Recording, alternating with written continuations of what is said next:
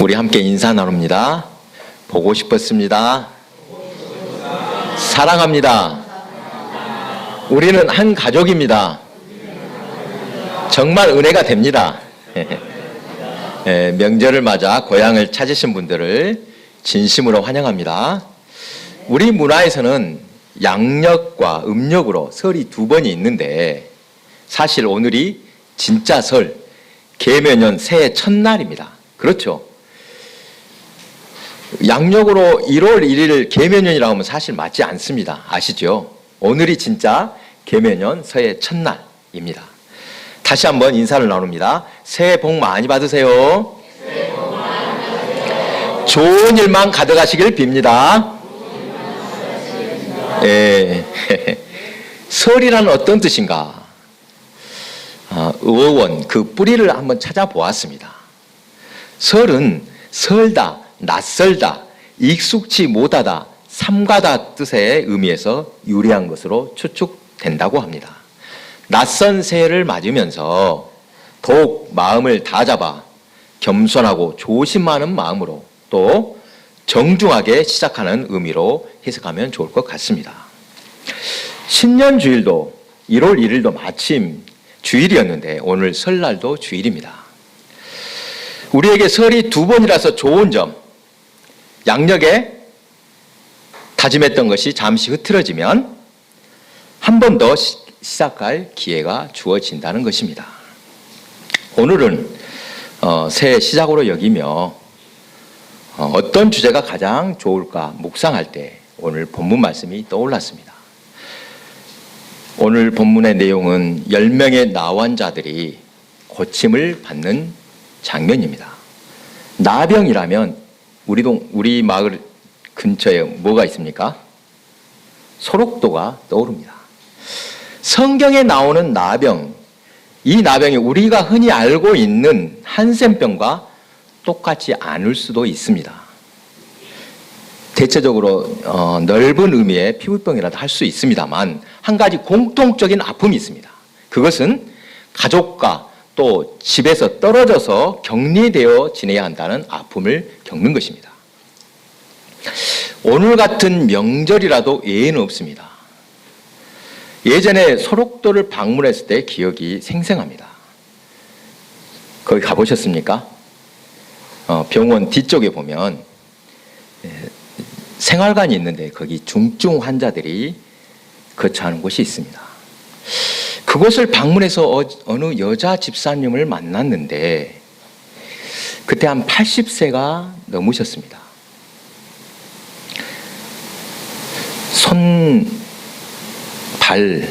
그러니까 손가락, 발가락, 또 얼굴, 어느 곳도 성한 것이 없었습니다. 눈도 균이 먹었습니다. 그런데 그 집사님은 카세트 테이프로 성경을 읽고 있었습니다. 성경을 듣는다 하지 않고 제가 읽는다고 하는 의미가 있습니다. 날마다, 시간마다 그렇게 성경을 듣고 읽다 보니까 거의 모든 성경을 암송합니다. 어찌나 심성이 맑고 아름다우신지 그분 영원히 느껴지는 것 같아서 옆에서 지켜보는 마음이 안쓰럽다가 아니라 오히려 평화롭게 느껴졌습니다. 비록 육신의 눈은 멀었지만 영혼의 눈은 우리보다 훨씬 더 맑고 밝으며 아름다운 분이구나라고 여겼습니다. 그곳에는 각각의 사연들이 있습니다. 그분도 이렇게 말했습니다. 어느 날 뜻하지 않게 이 몹쓸 병에 걸려가지고 유배 생활을 하듯이 이곳에서 지내고 있다. 이렇게 말을 하면서 슬프게 말씀하셨는데 그 말을 듣는 순간 너무 마음이 아팠습니다. 소록도 가보신 분들은 소록도 길 가는 길에 사진들을 딱 전시해 있는 거 아마 보셨을 것입니다. 그 중에 어떤 사진이 제가 참 마음이 아팠냐면 이 애들하고 부모하고 쭉 나란히 서서 혹시 그 사진 보셨습니까? 딱 가까이 가지 않고 멀찍이 떨어져서 면회하는 사진이 있습니다. 저는 그 사진을 볼 때 너무도 특히나 서럽게 여겨졌습니다. 사랑하는 자녀를 안아볼 수도 없었던 것입니다. 우리가 알고 있는 나병은 몸이 썩어도 또 고통을 못 느끼는 병입니다. 이것을 영적인 것으로 이야기하자면 죄 가운데 있으면서도 그 위험을 모르는 영적인 나병, 더 무서울 것입니다. 사막이라는 낭떠러지로 떨어지고 있는데 그것을 모르고 있다면 얼마나 위험한 일입니까? 몸에 이상이 생겼을 때는 고통을 느껴야 합니다. 그렇죠. 고통을 느끼지 못하면 더 무서운 것입니다. 이렇듯이 우리의 영이 건강하지 못할 때 그것을 모르고 위험을 모른다. 이 영적인 나병이 더 위험하다는 것입니다. 거룩하지 못하며 또 죄 가운데 있을 때에는 하나님께 가까이 가기를 꺼려합니다. 자꾸만 하나님에서 멀어지고 마침내 버림을 받게 됩니다. 하나님이 버린 것이 아니라 스스로 하나님을 떠나는 것입니다. 성경이 말하는 가장 비참한 인생의 모습, 창세기에 몇 가지 나옵니다. 에덴 동산에서 선악과를 따먹고 하나님을 피해 숨는 아담의 모습, 하나님께 가까이 갈 수도 없고 또 버림을 받아 결국 쫓겨나는 것이 얼마나 비참한 모습인지 말해줍니다. 또 동생 아벨을 죽이고 사람들을 두려워하여 숨어 지낼 수밖에 없었던 이 가인의 모습도 비참한 모습입니다. 자신의 범죄로 인해 하나님께로 버림받은 인생은 참으로 비참합니다.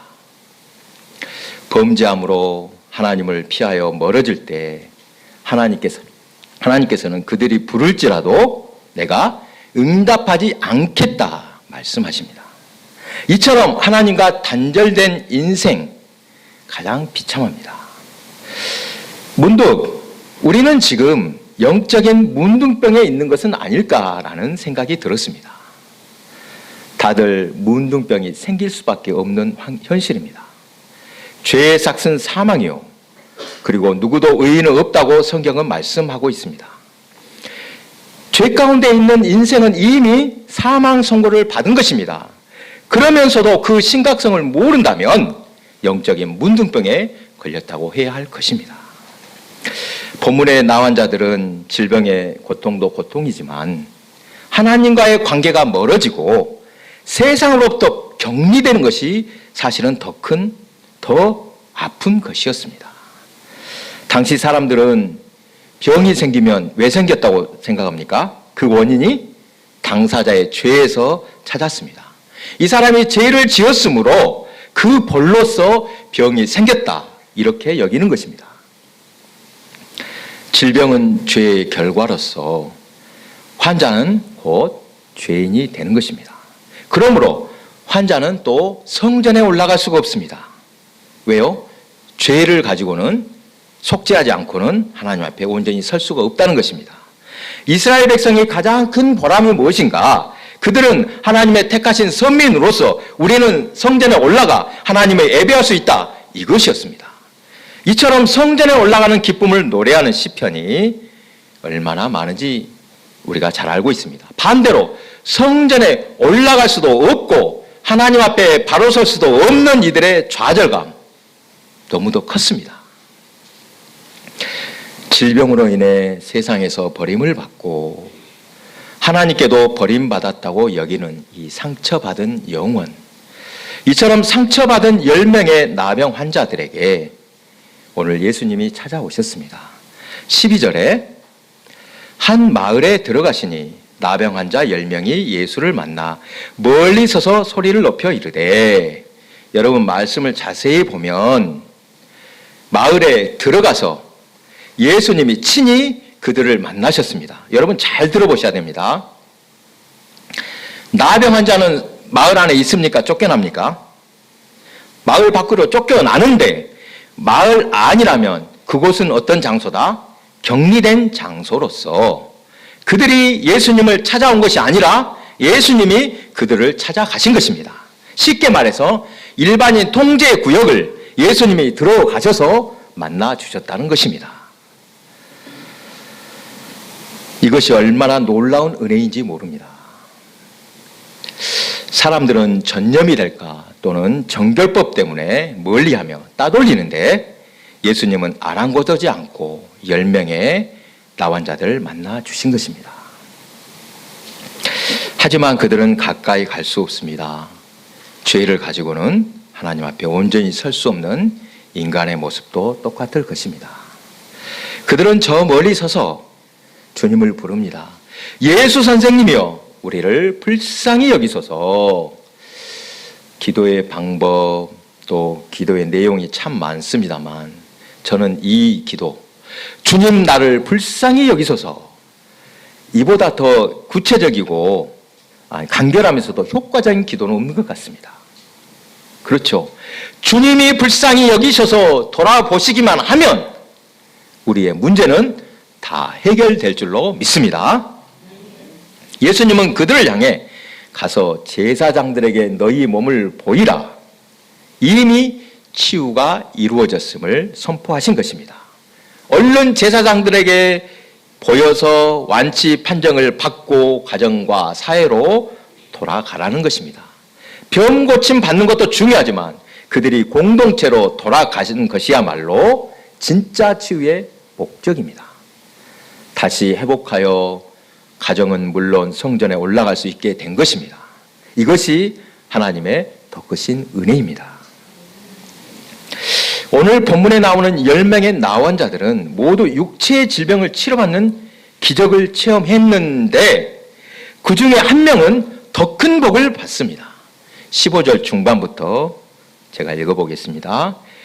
10명 중 한 명은 자기가 나은 것을 보고 큰 소리로 하나님께 영광을 돌리며 돌아와 예수의 발 아래에 엎드려 감사하니 그는 사마리아 사람이라. 예수께서 대답하여 이르시되 10사람이 다 깨끗함을 받지 아니하였느냐? 그 9은 어디 있느냐? 이 이방인 외에는 하나님께 영광을 돌리러 온 자가 없느냐 하시고 그에게 이르시되 일어나 가라, 내 믿음이 너를 구원하였느니라. 할렐루야. 이 구절을 여러분 잘 보시기 바랍니다. 단순히 치유받는 것을 구원이라고 할 것이 아니라는 것입니다. 어떤 것이 진짜 구원입니까? 참된 구원은 감사할 줄 아는 것이며 바로 그렇게 감사하는 이들에게만 허락된 것이라고 말할 수 있습니다. 아무리 좋고 큰 것을 받았어도 감사할 줄 모르고 감사할 줄 모르면 소용이 없듯이 하나님의 크신 은총을 받고도 그것에 감사할 줄 모르면 헛것입니다. 감사해야 진정으로 복을 누리게 되는 것입니다. 베풀어 주신 모든 것에 감사하며 감격할 때 더 큰 복을 받습니다. 우리 교회에 나오고 있는, 오늘 또 나왔습니다만 여기 백수들의 유리원실에서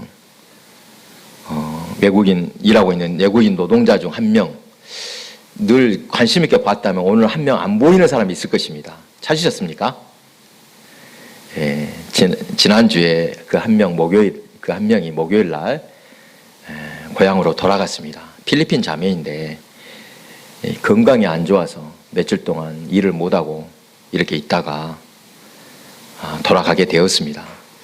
그동안 사실 자기 어떻게 보면 사장님이 돌봐야 되는데 자꾸 무슨 일이 생기면 저한테 전화를 해서 제가 병원에도 데려다 주고 또 치료비를 대신 내주었습니다. 목요일 날 가면서 제게 꼭 이렇게 말합니다. 이 은혜를 절대 잊지 않겠습니다.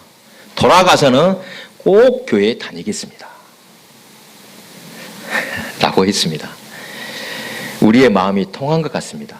그동안 우리 성도님들이 얼마나 정성껏 참 잘 대해줬는지 그들도 아마 느꼈을 것입니다. 감사할 줄 아는 이 자매의 모습이 참으로 짠하고 아름답게 보였습니다. 또 하나는 지난주 여수의 모 교회가 건축할 때 있었던 간증을 들려드렸습니다. 기억하시죠? 그런데 제가 가만히 보니까 결말을 말하지 않고 끝냈습니다. 너무 허술한 것 같아서 다시 그 이야기를 전해드리고자 합니다. 좀 자세히 전해드리겠습니다.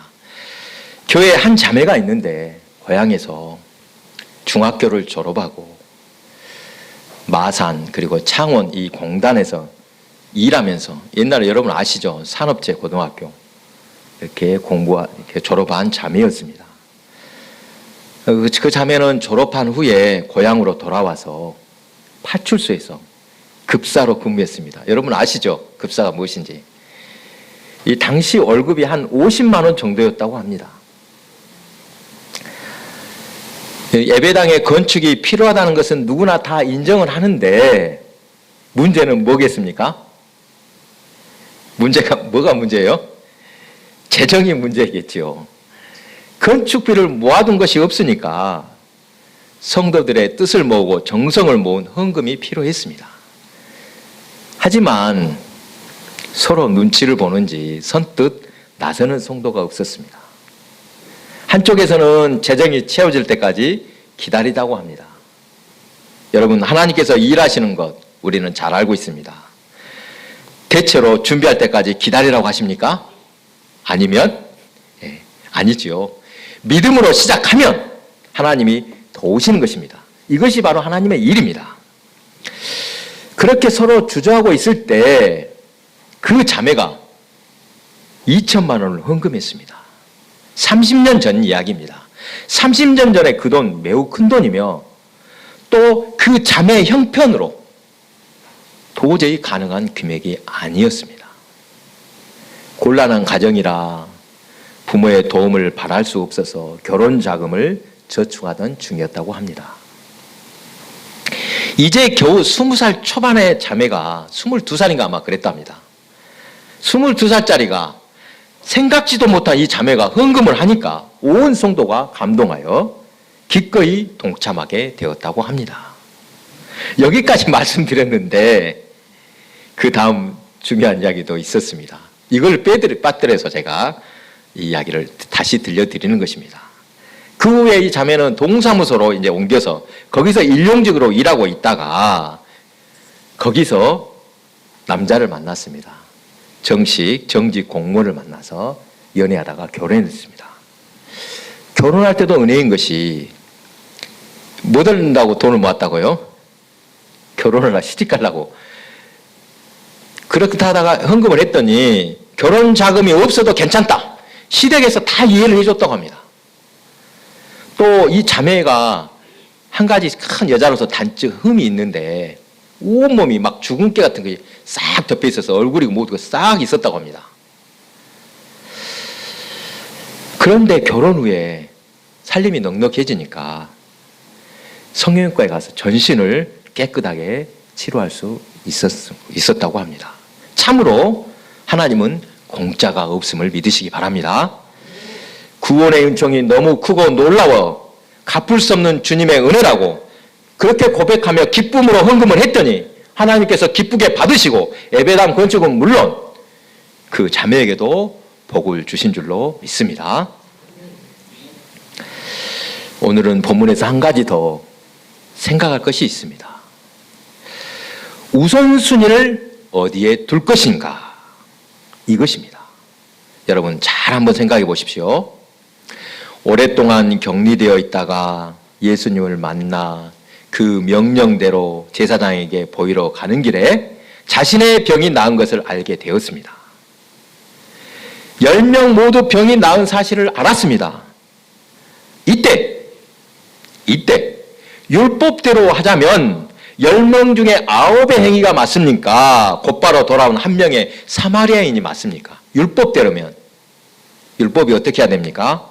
일단 제사장에게 보이고 완치 판결을 받고 율법에 따라 제사를 드린 후에야 깨끗해져서 다른 사람을 만날 수 있습니다. 그런데 지금 사마리아인이 돌아와 예수님 발 앞에 엎드려 감사를 표한 것은 율법대로라면 맞다 안 맞다? 맞지 않습니다. 본문에서는 뒷이야기가 없습니다만 만약 계속 좀 더 기다렸다면 나머지 9명도 절차를 마치고 예수님을 찾았을지도 모릅니다. 아무리 경우를 모르는 사람이라도 그처럼 은혜를 입었는데 어찌 고마운 마음이 없겠습니까? 당시 사회적인 분위기를 보더라도 살해했을 것 같습니다. 그런데 진짜 중요한 것은 그들이 생각하는 우선순위가 있었다는 것입니다. 오늘 본문의 교훈을 이것이라고 하겠습니다. 누구라도 감사하는 마음이야 있지만 나머지 9은 율법 규정 때문에 감사를 표하지 못한 것과 다르게 사마리아인은 율법 규정을 무시하고라도 감사를 마음껏 표출했습니다. 그리고 더 중요한 것은 예수님은 이러한 자세를 칭찬하셨습니다. 율법 조항보다도 그 마음으로 하나님께 진실함으로 감사할 줄 아는 사람이라면 그는 영혼의 자유를 얻어 이미 구원을 얻었다고 할 것입니다. 때때로 우리는 하나님 앞에서 이 감정을 표현하는 것도 절제해야 한다라고 생각을 합니다.